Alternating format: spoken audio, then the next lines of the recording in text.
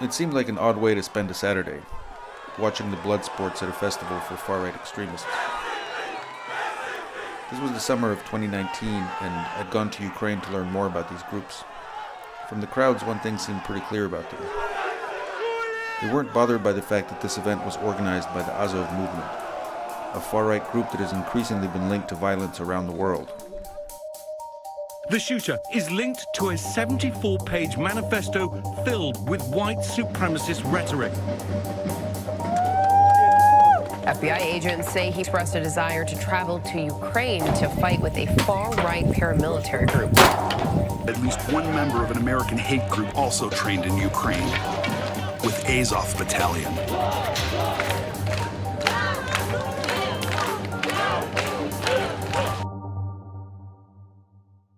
According to the FBI, domestic terrorists killed 39 people in fiscal year 2019, making it the most deadly year for domestic terrorism since the 1995 Oklahoma City bombing. The threat of white nationalism has evolved since Oklahoma City, where a domestic terrorist used a truck bomb to kill at least 168 people. Police don't tend to see such terrorists as lone wolves acting in isolation anymore. It's become clear to law enforcement that these attackers often have links to a global network, one with common goals and a shared ideology. We are looking very hard at white supremacists or neo-Nazis here, connecting through social media online with like-minded individuals overseas, and in some cases actually traveling overseas to train.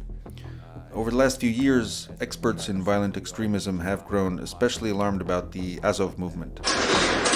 The group emerged from the revolution that swept across Ukraine in 2014, and it has gotten a lot stronger amid the ongoing war with pro-Russian forces in eastern Ukraine.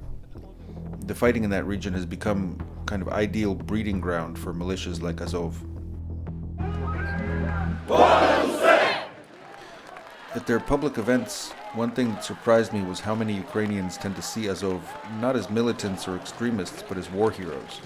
In Kiev, the capital, I watched an Independence Day parade where veterans of the Azov Battalion marched alongside other volunteer militias, surrounded by cheering crowds, who thanked them for defending Ukraine against Russia.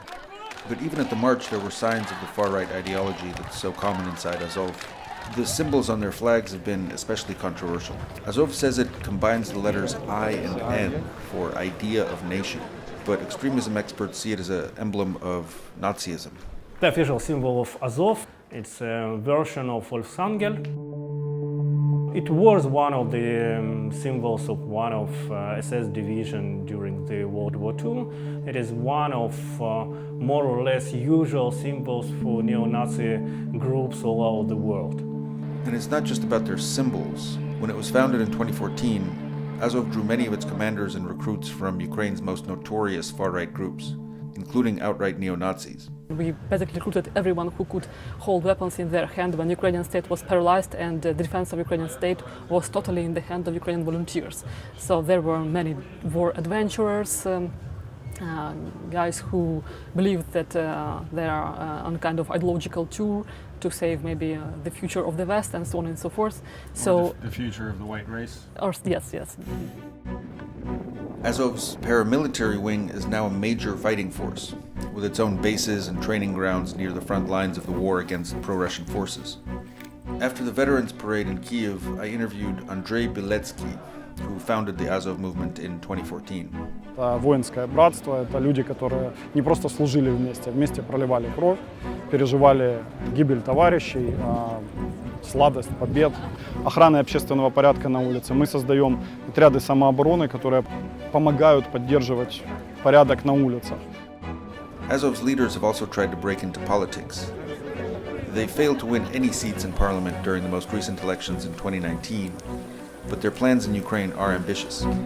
Сьогодні ми відпочиваємо, але навіть відпочиваючи, ми пропагуємо наші нові українські цінності.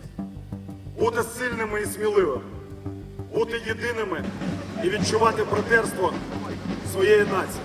What worries officials in the West is Azov's recruitment strategy. It's tried hard to build friendships with far-right groups around the world, especially in the US and Europe.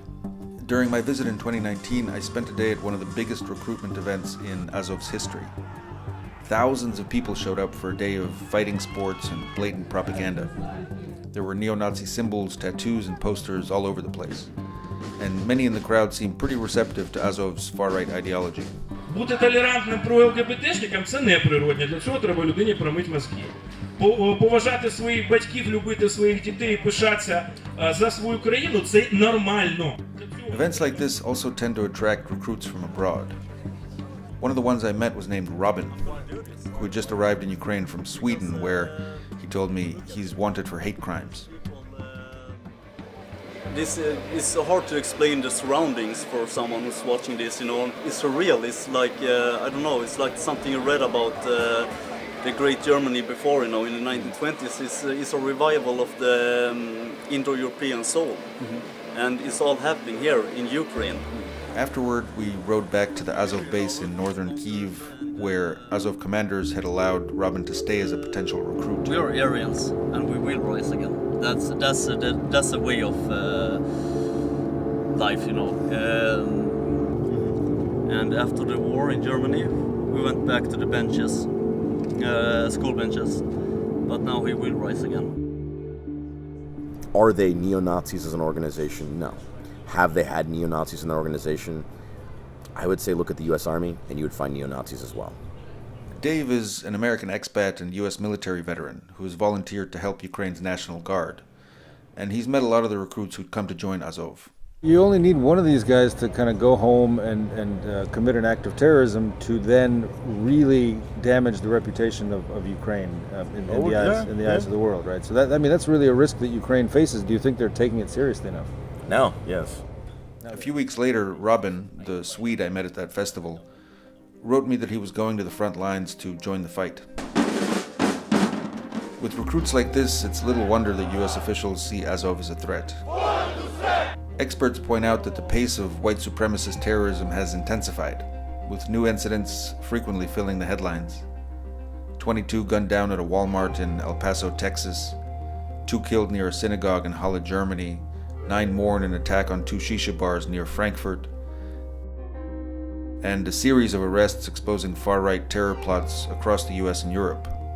One tally reported an increase of 320% in such attacks in Western countries between 2014 and 2019.